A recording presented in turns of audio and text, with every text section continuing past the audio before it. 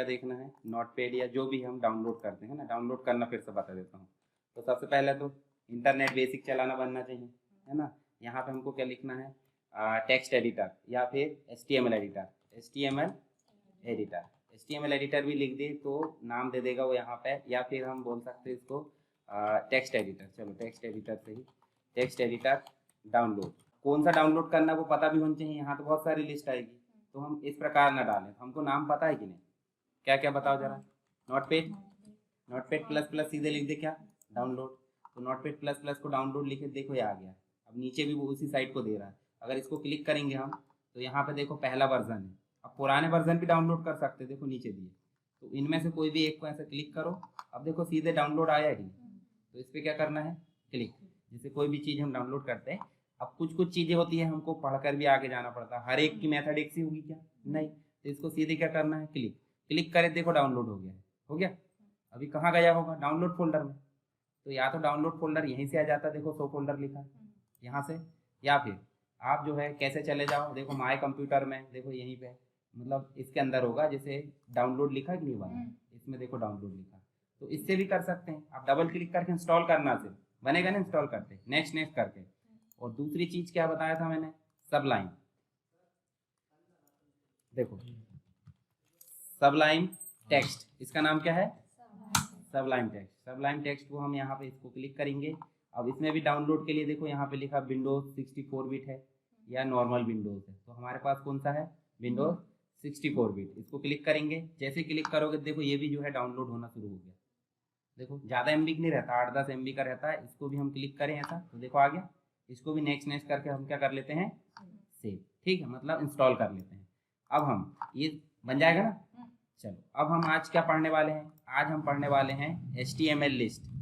List से क्या समझते हैं बताओ जरा, सुने कि नहीं। लिस्ट, लिस्ट मतलब सुने न पहले, सूची।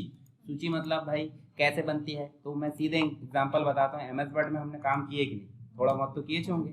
तो हम MS वर्ड में काम किए तो हम लिख देते हैं, जैसे यहाँ हम लिख देते हैं कोर्सेज। क्या लिखे हमने, कोर्सेज। कोर्सेज कुछ भी हो सकते हैं, चलो हम लिख लेते हैं DCA और एक लिख लेते हैं PGDCA।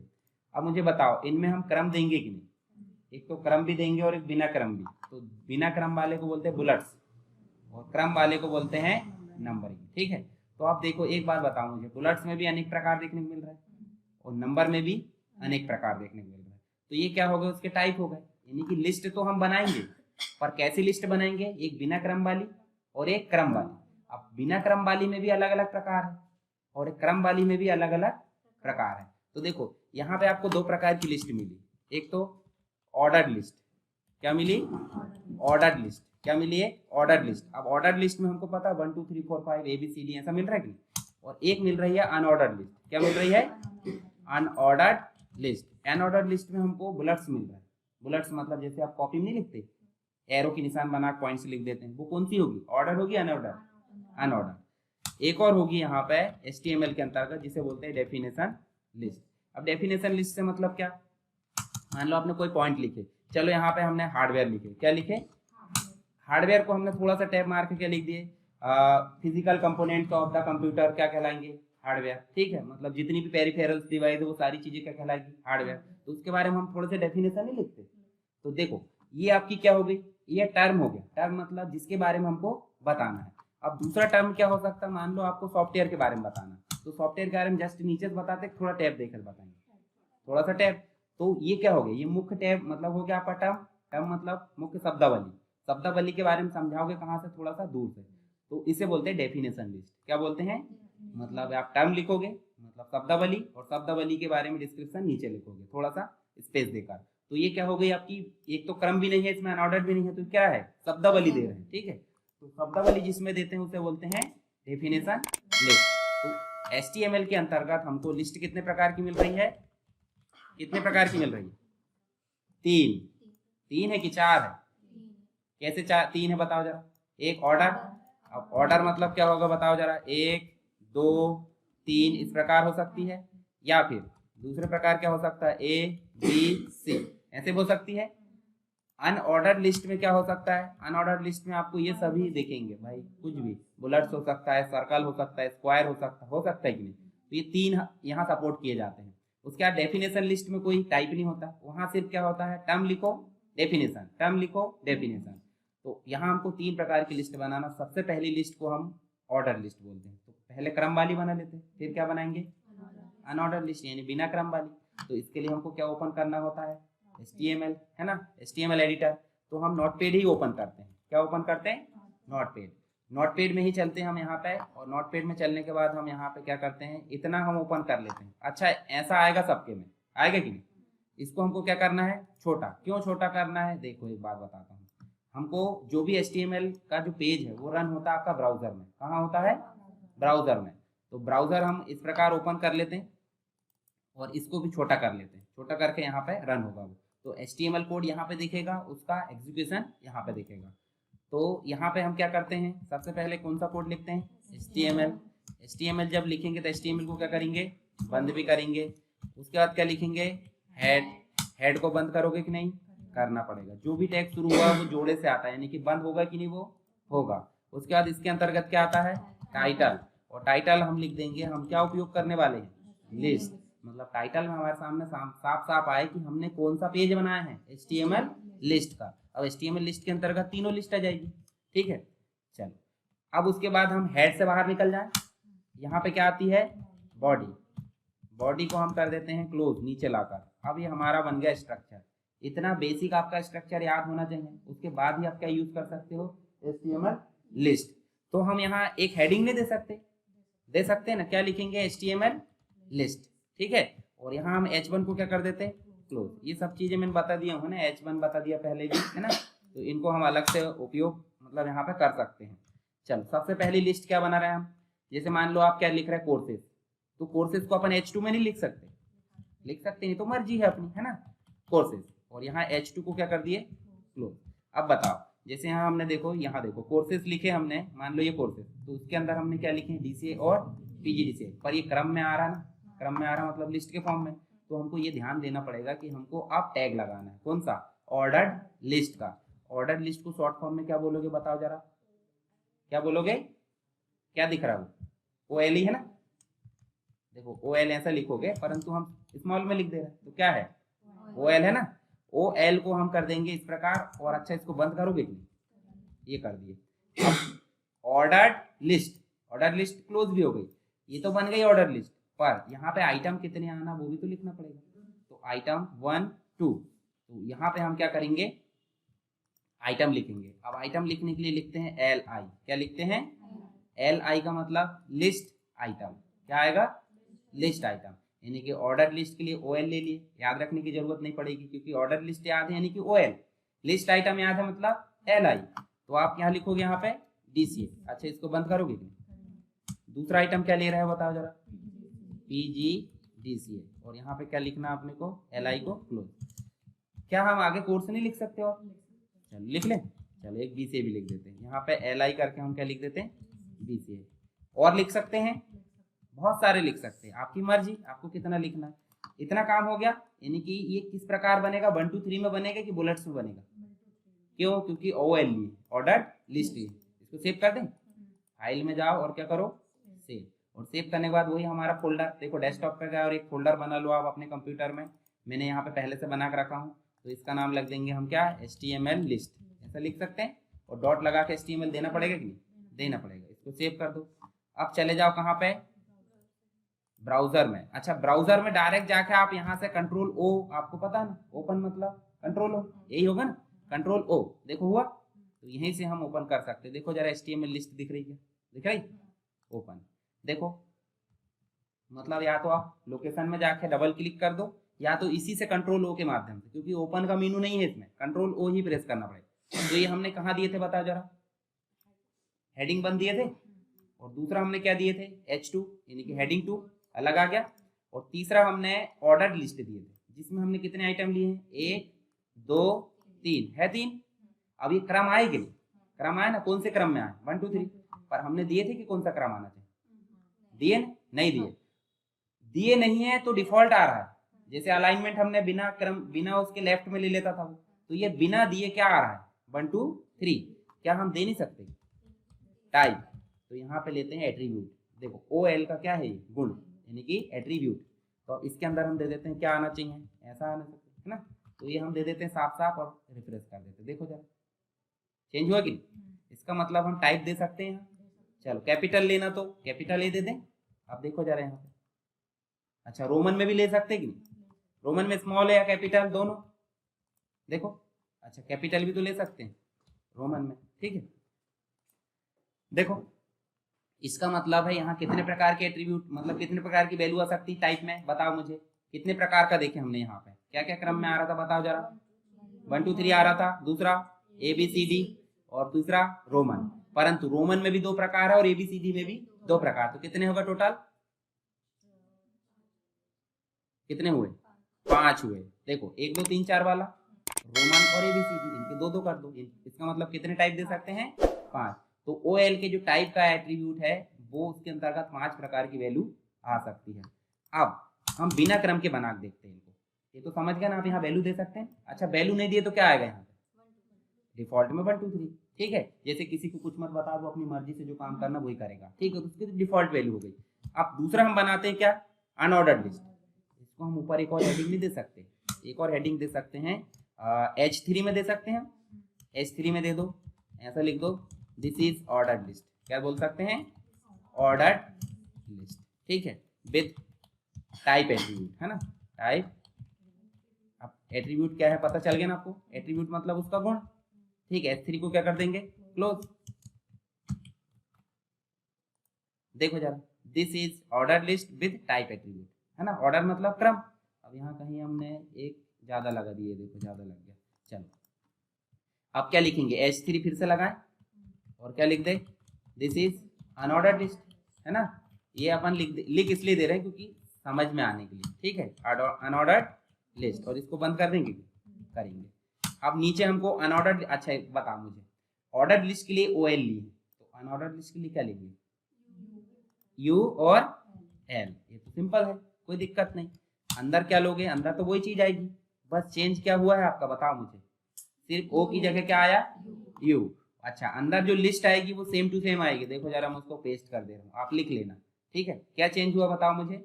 UL, है ना। तो आप सेव कर दें, देखो जरा क्या हुआ। देखो चेंजेस कुछ नहीं, क्रम की जगह बिना क्रम के आ गया। इसका मतलब डिफॉल्ट वैल्यू क्या आ रही है बताओ जरा? बुलेट्स, बुलेट्स आ रही है ना। तो इसका मतलब इसमें टाइप नहीं दे सकते? दे सकते हैं ना। जैसे इसका हमने टाइप दी नहीं, देखो यहाँ पे ये टाइप दी है रोमन, तो इसका टाइप नहीं दे सकते? तो चलो इसको टाइप देते हैं। यहाँ पे टाइप दिए, और टाइप में क्या क्या आ सकता है बताओ मुझे? ये क्या है? बुलेट्स है, बुलेट्स है ना। तो हम यहाँ क्या दे सकते हैं? सर्कल दे सकते हैं। सर्कल मतलब राउंड पूरा और बीच में खाली, इसे बोलते हैं सर्कल। देखो जरा सर्कल आ गया। स्क्वायर भी दे सकते हैं। 3 वैल्यू होती है मात्र इसमें, एक तो बुलेट्स होती है, बुलेट्स देने की जरूरत नहीं पड़ेगी। स्क्वायर की स्पेलिंग देखना गलत होगी तो वो कैच नहीं करेगा। देखो अभी तो कर लिया उनने, हो सकता है ए को हम पहले लिख देते तो क्या होता? नहीं करता। तो स्पेलिंग मिस्टेक यानी कि काम नहीं करेगा। HTML में यही सिद्धांत है, ठीक है। तो हमने 2 प्रकार की लिस्ट देखे। एक तो देखे हमने ऑर्डर लिस्ट, जिसे इंडिकेट करते हैं OL से। टाइप लिखना है तो टाइप हम लिख सकते हैं। टाइप कितने प्रकार के होते हैं? 5। और जितने लिस्ट आइटम हमको जोड़ना उसके लिए लगाते हैं LI। कोई भी टैग शुरू हुआ तो उसको बंद करना जरूरी है। कब? जब वो काम खत्म कर ले। पता चल रहा है ये आपने DCA लिखी नहीं और उसके पहले ही बंद कर देते हैं, ऐसा होगा क्या? नहीं। इसका मतलब काम खत्म हुआ और टैग बंद। अब OL ने अपना काम कहाँ खत्म किया? यहीं करा कि यहाँ करा? नीचे। तो हमने जहाँ करा वहां बंद कर दिए। इसका बाद है UL हमने लिए, तो UL का टाइप भी आपको समझ में आ गया। एक स्क्वायर रहता है, एक सर्कल रहता है और एक बुलेट। तो बुलेट से देने की जरूरत पड़ेगी क्या? नहीं। ऐसे यहाँ टाइप में 1 2 3 देना पड़ेगा क्या? नहीं। जो 4 है वो दे दो आप। UL ने काम खत्म कर लिया, बंद हो गया। तो ये समझ गए कि नहीं? समझ गए। चलो आप डेफिनेशन बनाते हैं। डेफिनेशन लिस्ट को इंडिकेट करते हैं किससे? चलो यहाँ हम S3 लिख ले, फिर से S3 लिख के इंडिकेट कर देते, दिस इज डेफिनेशन लिस्ट, ऐसा लिख सकते हैं ताकि हम यहाँ समझ सकें कि क्या क्या हमने उपयोग करे, ठीक है। ये हमने लिखे डेफिनेशन लिस्ट। डेफिनेशन लिस्ट लिखे, एंटर करो, और उसके बाद हम लिखेंगे DL। डेफिनेशन लिस्ट को किससे इंडिकेट करेंगे? जैसे अनऑर्डर्ड लिस्ट को किससे इंडिकेट करें? UL से। ऑर्डर्ड लिस्ट को किससे इंडिकेट करें? OL। ऐसे डेफिनेशन लिस्ट का शॉर्ट फॉर्म क्या हुआ? DL। क्या DL को बंद नहीं करोगे आप? शुरू में ही बंद करो। क्यों शुरू में बंद कर रहे हैं बताओ जरा? बाद में बंद करने की टेंशन खत्म। उसके बाद इसमें एक और चीज एक्स्ट्रा आ जाती है, DT, टर्म। टर्म मतलब क्या हो जाता है? जो शब्दावली, ठीक है। तो डेटा टर्म, DT मतलब डेटा टर्म। तो क्या रहेगा डेटा टर्म बताओ जरा? सबसे शुरू में हमको हार्डवेयर समझाना, ठीक है। हार्डवेयर, और हार्डवेयर को यहीं पे बंद कर दो, इसका काम खत्म हो गया ना। अब एक और आता है डीडी। डीडी मतलब होता आता है डेटा की डेफिनेशन। क्या आएगा?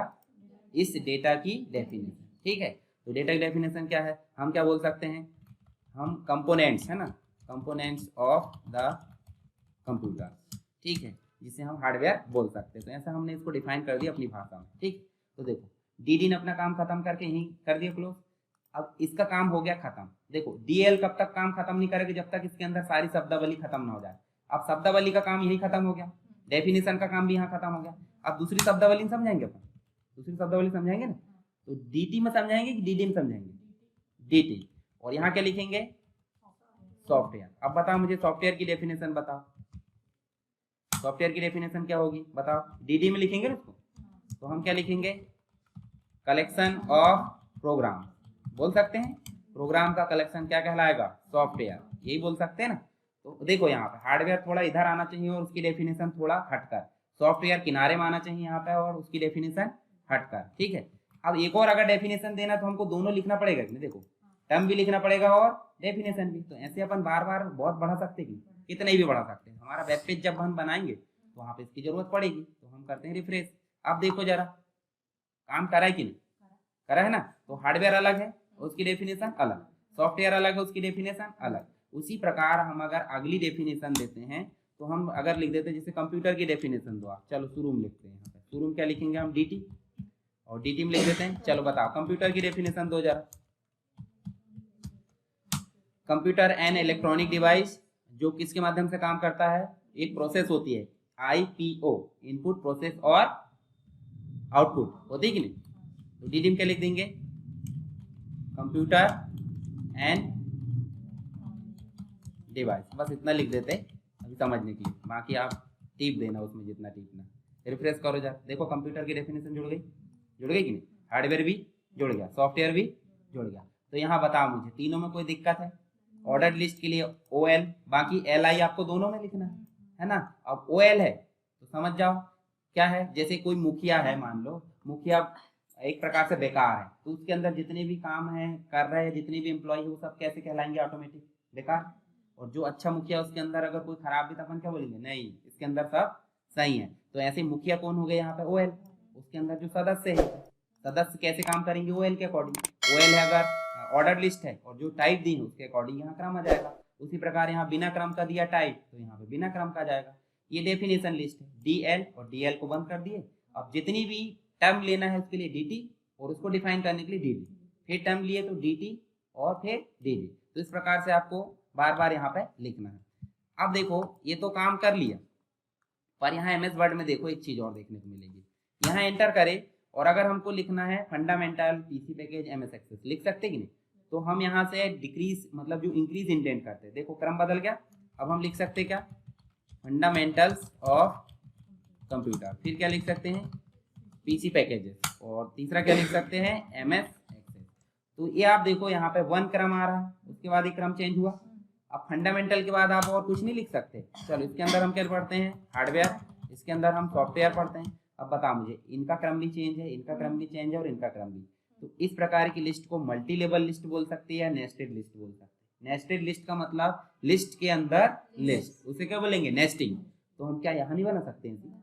बना सकते हैं। चलो यहाँ पे हम जो है क्या लिखे? DCA लिखे। तो DCA के जस्ट नीचे हमको थोड़ा सा स्पेस दे देता हूँ मैं। अब बताओ DCA के नीचे बिना क्रम के आ रहा है कि क्रम से आ रहा है? ये क्रम से है कि बिना क्रम से? बिना क्रम के। अब नंबर आता तो क्रम होता, और नंबर नहीं आ रहा मतलब क्या है? तो यहाँ नंबर भी तो ला सकते हैं अपन, ला सकते हैं ना। चलो हम वहाँ रोमन में दिए, यहाँ स्मॉल में ले लेंगे। तो बताओ यहाँ OL लेंगे कि LI मतलब UL लेंगे? क्रम से देना है OL, और OL को बंद कर दोगे ऐसे। OL को हमने क्या कर दिया? बंद। अब इसके अंदर क्या क्या लेना हमको? फंडामेंटल, PC पैकेज और डाटाबेस MS एक्सेस जो भी है ना। तो हम क्या लेंगे? LI लेंगे कि नहीं? अच्छा OL का टाइप दोगे कि नहीं आप?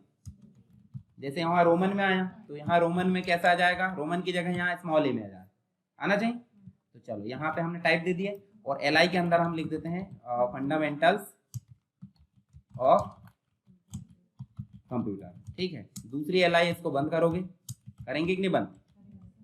दूसरी LI लेंगे और दूसरी LI में क्या देंगे बताओ जरा? PC पैकेजेस ये हमने लिखे पीसी पैकेजेस और इस एल आई को भी क्या कर दो बंद। तीसरी एल आई ले लेते हैं, कौन सी, एमएस एक्सेल, ठीक है, और इस एल आई को भी क्या कर दो आप बंद। चलो सेव करें। तो ये जो लिस्ट है हमारी इस डीसीए के अंदर बनना चाहिए, बनना चाहिए नहीं, तो देखो बनना चाहिए, इसका मतलब सही में बन रही कि नहीं ये पता कर लेते हैं अपन, रिफ्रेश मारते। देखो जरा ध्यान से, डीसीए के अंदर रोमन में था, उसके अंदर जो आए एबीसीडी में आ गए, क्यों आए, क्योंकि हमने यहाँ ए दिए। अगर चाहते हम तो यहाँ स्मॉल आई दे सकते कि नहीं, देखो नहीं देंगे कुछ भी तो 1 2 3 आ जाएगा, पर हमको देना जरूरी नहीं। अच्छा यही काम हम इसके अंदर भी कर सकते कि नहीं, यूएल के अंदर कर सकते हैं, किसी भी के नीचे ऐसे ऐड करना तो ओएल यूएल कुछ भी ऐड कर सकते हैं आप। तो एक लिस्ट के अंदर दूसरी लिस्ट को ऐड करना नेस्टिंग कहलाता है। क्या कहलाता है, यानी कि नेस्टेड लिस्ट, लिस्ट के अंदर लिस्ट। नेस्टिंग का मतलब समझते कि नहीं, घोंसला देखे हो चिड़िया का, उसमें देखे ना तुमने, मतलब जो घास रहती है वो एक के ऊपर ढेर सारी रहती कि नहीं, तभी तो उसमें पानी तक नहीं घुस पाता। तो एक लिस्ट के अंदर दूसरी लिस्ट यानी कि क्या कहलाएगी, नेस्टेड लिस्ट। चलो बताओ आप किसी प्रकार की कोई दिक्कत है क्या तीनों लिस्ट में। ओ एल क्यों लिया जाता है, क्रमानुसार देने के लिए। उसके अंदर जितनी भी आइटम लेना है उसके लिए एल आई, ठीक है, ये तो फिर ये तो बार बार रिपीट कर सकते हैं आप, कोई दिक्कत नहीं, अंदर लिख के देख सकते हैं। फिर यू एल क्यों लिया जाता है, बिना क्रम के लिए। उसके अंदर लिस्ट आइटम लेना तो एल आई। उसके बाद हमको डेफिनेशन लिस्ट लेना तो हमने लिए डी एल। क्या लिए, अब डेफिनेशन लिस्ट मतलब उसमें शब्दावली रहेगी, उसका डिफाइन करना होगा, तो शब्दावली को लिखने के लिए डी टी और उसको डिफाइन करने के लिए डी डी। ऐसे हम बार बार रिपीट करते जाएंगे, जब काम हमारा एंड हो जाए तो डीएल को क्लोज कर देंगे, बन जाएगा। कोई दिक्कत, कोई दिक्कत